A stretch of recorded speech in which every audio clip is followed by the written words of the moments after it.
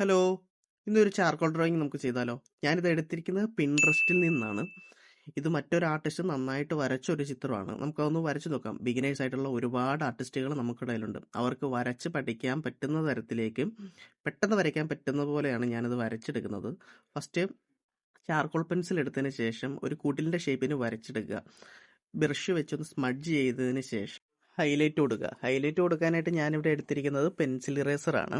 Pencil eraser എടുത്ത് വരച്ച് കഴിഞ്ഞ് ബാക്ക്ഗ്രൗണ്ട് കൊടുക്കാനായിട്ട് ഞാൻ ചാർക്കോൾ പൗഡർ തന്നെയാണ് എടുത്തിരിക്കുന്നത്.